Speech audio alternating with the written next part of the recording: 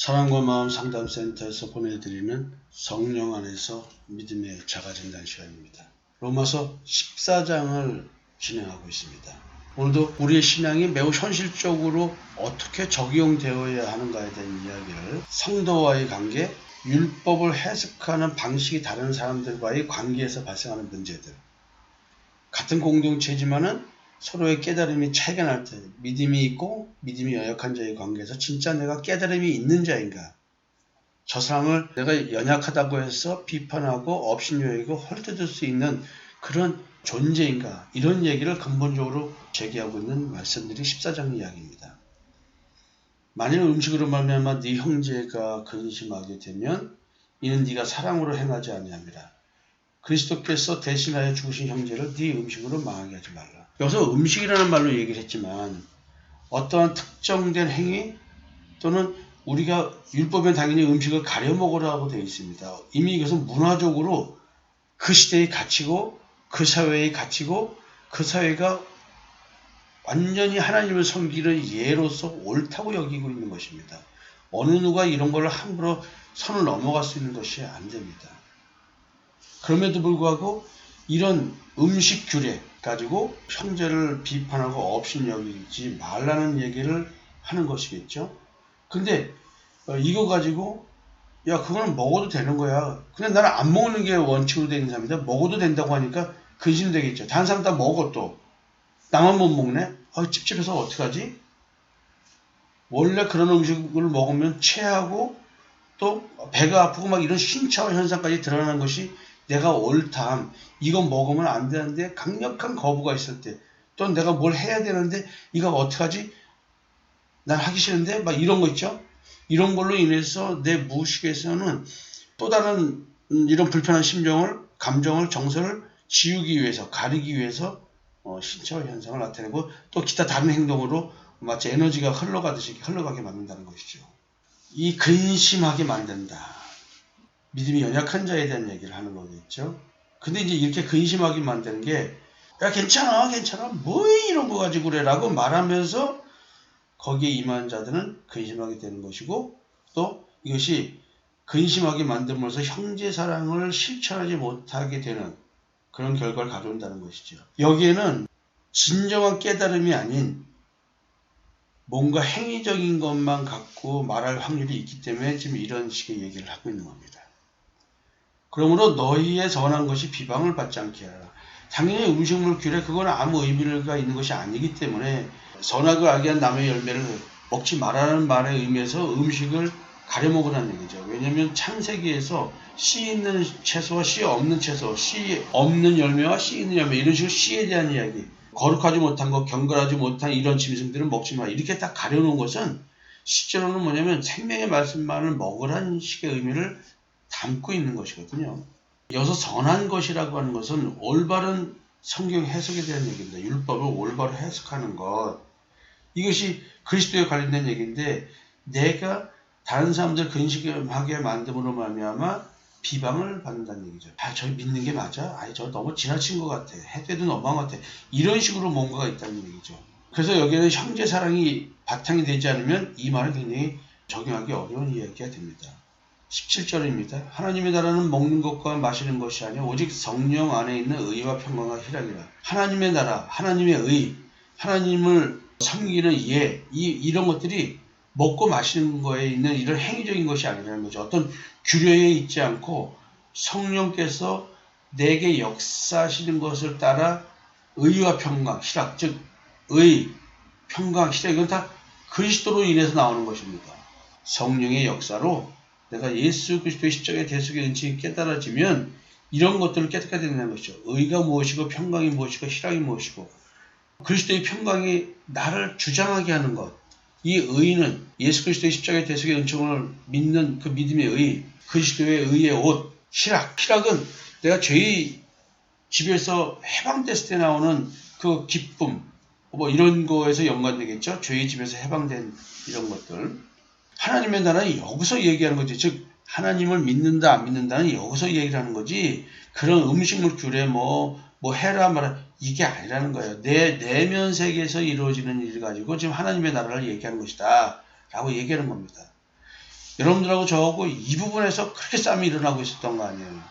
이제 여러분들이 충분히 제가 여러분들에게 드렸던 설교, 성경 공부, 대화 이 모든 것들이 여기 있다는 것을 느끼고 깨달을 것입니다. 18절입니다.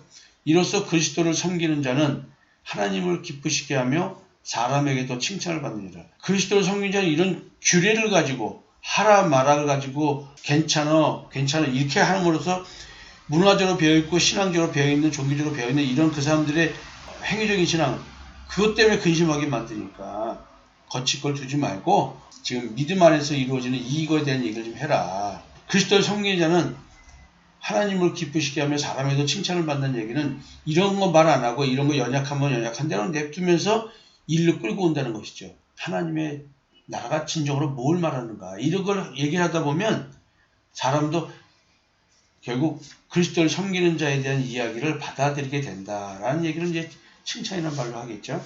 19절입니다. 그러므로 우리가 화평의 일과 서로 덕을 세우는 일에 심쓰나니 음식으로 말미암아 문제가 안 생기게 하라는 얘기죠. 음식으로 말미암아 하나님의 사업을 무너지게 하지 말라. 율법의 규례, 어떤 기준 가지고 신앙 여부를 판단하지 말고 또 그렇게 배어있는 사람들이 불편하지 않도록 잘 믿음으로 끌고 와라. 이런 이야기인 것입니다. 우리는 화평의 일과 덕을 세우는 일에 힘쓰는 것이지 뭐 음식물을 왜 먹냐 뭐니 뭐 아직도 그러니 이런 말 하는 게 아니라는 것이죠. 만물이 다 깨끗하되 꺼리낌으로 먹는 사람에게는 악한 것이다. 꺼리낌. 스스로가 이러면 안 되는데 이래 되면서 양심의 가책을 갖고 행하는 것들. 지금 이런 얘기를 하고 있는 거예요. 꺼리낌이다. 양심의 가책이 이제 들어온다는 거죠. 그럼 하나님은 지금 만물이 다 깨끗하게 창조되었다고 말씀하시는데 우리는 왜 그럴까? 율법이 그렇게 돼 있으니까 그렇게 생각한 거죠. 근데 그래서 율법은 그걸 말하는 게 아니라는 거죠. 진정으로 인간이 더럽고 깨끗한 것이 무엇이냐를 묻고 너희들이 진정으로 먹어야 될 육신의 음식도 이렇게 가려 먹는데 하나님의 말씀은 더욱더 가려 먹어야 되는 거 아니냐. 너희들 왜 우상의 말을 먹고 있느냐. 이런 말을 품고 있는 것입니다. 22절 네게 있는 믿음을 하나님 앞에서 스스로 가지고 있으라. 자기가 옳다 하는 바로 자기를 정죄하지 않은 자는 복이 있도다. 이 말씀 어마어마한 얘기죠. 내 스스로 내가 옳다함을 갖고 있습니다. 또 자기 양심의 절대적 기준을 갖고 있는 것이 있어요. 이것만큼은. 그러니까 내 스스로 상황적으로 또는 여건이 내가 옳다는 것을 지킬 수가 없어. 그러니까 너무나 양심의 가책을 받고 내가 이런 인간인가 하면서 자기 자신을 스스로가 책망하고 자기 스스로를 값어치 없는 사람으로 업신여기고 이 모든 것을 내가 만드는 내 옳담의 기준 가지고 나를 학대하고 있는 것입니다. 나를 억압하고 있고 내면 세계에서 일어나는 일에 대한 얘기입니다. 우리가 이 땅을 살아가는데 이 땅에서 가지고 있는 것들을 특별한 문제가 없는 날 잘 지키고 살아야 되는 것입니다. 자, 근데 자기가 옳다는 걸 가지고 내가 나를 정죄하고 있는데 내가 자기 옳다함으로 자기를 정죄하지 않은 자는 복이 있도다. 여러분들에게 늘 양심을 얘기하는 게 이런 겁니다. 선한 양심은 절대로 자기를 정죄하지 않습니다. 우리를 십자가로 가져가서 씻김을 받게 하죠. 악한 양심은 내 스스로 나를 정죄해서 내 스스로 뭔가 의를 이뤄내고 내 스스로 옳다함을 이뤄내려고 하는 것. 이건 저주입니다. 우리가 선악을 알게 한 남의 열매를 먹은 이 본질이 이거라는 것이죠. 내가 옳다함을 올바로 이루고 사는 사람들이 얼마나 자기의가 강하겠습니까? 어마어마한 교만을 갖고 있는 것이죠. 하나님이 이런 자를 더럽다고 말하는 겁니다. 23절입니다. 의심하고 먹는 자는 정죄되었나니 이는 믿음을 따라 하지 않았기 때문이라. 믿음을 따라 하지 않은 것은 다스리라. 결국 뭐냐면 내가 내 스스로 옳다므로 이거 먹으면 안 되는데 라고 생각하고 먹었어요. 이게 스스로가 자기를 정죄하는 겁니다. 결국 이 사람은 죄를 진 거라는 거예요. 하나님 앞에서 이 죄는 이런 걸 먹고 안 먹고 뭐 해라 말아야 있는 것이 아니라 믿음을 따라 하지 않은 것이 다 죄라는 거예요. 그 믿음이라고 하는 것은 뭐냐면 뭐하고 연결된 거예요? 자기 옳다함과 연결된 겁니다. 믿음은 자기 옳다함이 아니에요. 나는 내 스스로 옳다함을 가지고 그 옳다함을 다 이루고 살았다 할지라도 의인이 될 수 없다는 얘기를 성경은 하고 있는 것입니다. 결국 뭐냐면 로마서 14장을 좀 정리를 해보면요. 깨닫지 못하고 있는 것으로 남을 판단하면 안 된다. 이 얘기를 하고 있습니다. 결국 우리가 에이 아직도 저래 라고 하면서 믿음이 연약한 자를 비판하고 판단하고 업신여기게 되죠. 이게 이제 형제에게 이렇게 하는 것은 형제가 할 몫이 아니라는 거예요. 사람을 판단하는 것은 하나님 몫이라는 거죠. 왜냐하면 그 사람은 하나님이 세워놓은 권능을 갖고 있는 것이지 우리가 갖고 있는 게 아니라는 거예요. 현재 어떤 수준과 상태에 있던 간에 그것은 하나님과 그 사람과의 관계입니다. 하나님과 그 사람의 관계를 우리가 뭐라고 할 권한이 아무것도 없다는 것입니다. 성도와 성도의 관계는 더욱더 그렇고요. 우리가 성도와의 관계를 맺는 것은 비판하고 판단하고 업신여기는 그걸 하는 것이 아니고 우리는 사랑하는 것만이 내 몫입니다. 하나님께서 나를 용서하셨다. 예수 그리스도의 십자가의 대세의 은총으로 내가 죄의 집에서 해방되었다. 그러면 나는 사람과의 관계에서 모든 관계에서 기본이 사랑을 전제로 하고 있는 것입니다. 복음을 전하는 거에 관련된 겁니다. 이거는 내가 복음을 전하다가 어려운 일을 당하고 그 사람들이 나를 어떻게 해코지를 한다 할지라도 복음 전함의 관계에서 발생한 문제만큼은 사랑을 전제로 해야 됩니다. 오늘 공동체 내에서 깨달음의 정도의 차이는 충분히 있을 수 있습니다.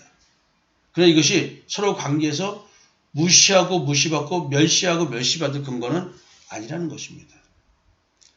그러나 이것은 지금 율법을 해석하는 그 깨달음에 대한 얘기지 서로가 사회성의 관계에서 실수하는 것에 대한 얘기를 하는 거 아닙니다. 우리는 서로가 서로에게 바람직한 관계 방식을 맺고 살아야 되고 의사소통 면에서도 바람직한 의사소통을 해야 되는 것입니다.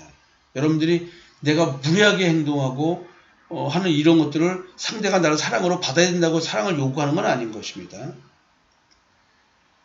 같은 성도에 대한 태도가 문제가 있으면 자신의 믿음의 진실성을 의심해 봐야 된다. 이게 지금 로마서 14장의 이야기입니다. 그러니까 내 마음의 사랑, 이게 내가 감각적으로 느껴지는 그런 사랑이 아니라는 것이죠. 이게 참 너무나 어려운 얘기죠. 늘 얘기하지만 이 얘기가 제일 어렵습니다.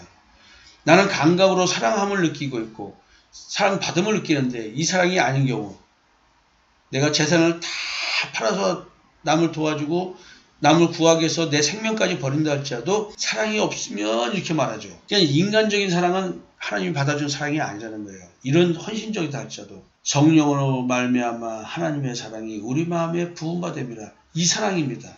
성령의 역사에서 변화된 나, 영적 정체성이 변화된 상태에서 맺어지는 관계 방식, 이걸 말하는 거죠.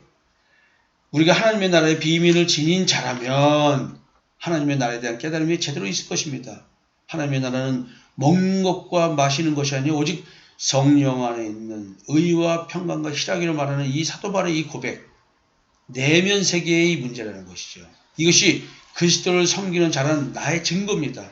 여러분들이 예수 믿는 것을 어떤 신앙적 행위, 종교적 행위에서 찾지 말고 내 마음의 변화에서부터 찾아야지만 되는 것입니다. 그렇다고 해서 내가 신앙생활을 오늘 행위를 하지 않는다는 것을 생각해서는 안 된다는 것이죠. 행위가 있지만 이 안에서 이렇게 변화된 상태에서 행위를 해야 된다는 것입니다. 하나님을 기쁘시게 하며 사람에게도 칭찬받는 것, 그것은 바로 성도 간의 화평과 덕을 이루는 것입니다. 성도 간의 화평과 덕을 이루지 않으면서 내가 하고 있다고 착각하면 그거 큰일 나는 것입니다. 예수 믿는 자는 반드시 자기 자신의 신앙을 늘 점검하면서 살아야 되지 않을까 생각이 듭니다. 내가 올바른 믿음을 가져야 되는데 올바른 믿음이 아니라고 한다면 깨달은 믿음의 내용이 율법적 기준이 돼서 판단의 근거가 되고 내 마음속에 나뿐만 아니라 다른 사람도 정죄하는 현상이 나타납니다. 이런 현상이 나타나면 이는 성령의 역사에 의해서 발생하는 믿음이 아닙니다. 정죄하는 마음이 드는 것, 그것은 믿음으로 하지 않아서 발생하는 것입니다. 성경에서는 이것을 죄를 범한다고 얘기합니다. 이걸 죄라고 말합니다. 믿음으로 하지 않은 모든 것이 죄라고 말하는 것입니다. 올바른 믿음을 가진 사람이라면 깨달은 믿음의 내용이 율법적 기준이 되지 않고 도리어 그 수준에 미치지 못하는 성도를 위해 중보 기도를 하게 될 것입니다. 믿음의 교제를 하게 될 것입니다. 그래서 서로의 신앙을 나누면서 성도 간의 안위함을 나누게 되면 서로 인커리지, 서로 용기를 북돋아 주면서 같이 함께 신앙생활을 잘 해나갈 것입니다. 허다한 죄를 덮는 사랑, 그 사랑으로 깨달음의 차이로 인한 멸시와 업신여김 그런 것이 아니라 서로가 온전하게 맺는 그런 관계성으로 성장해 나갈 것입니다. 로마서 14장에서 바울은 지금 이런 관계성에 대한 이야기를 강조하고 있습니다. 내 신앙의 증거, 오늘 내가 공동체에서 성도들과의 관계를 보면 내 신앙을 알 수가 있습니다. 오늘 지금까지 신앙생활을 하면서 내가 교회 내에서 성도들과 어떤 관계를 맺고 있는가, 어떤 마음을 나누고 있는가, 어떤 안위함을 나누고 있는가, 이걸 돌아보십시오. 그러면 내 믿음이 보일 것입니다. 내 믿음을 보는 하루가 되셨으면 좋겠습니다. 감사합니다.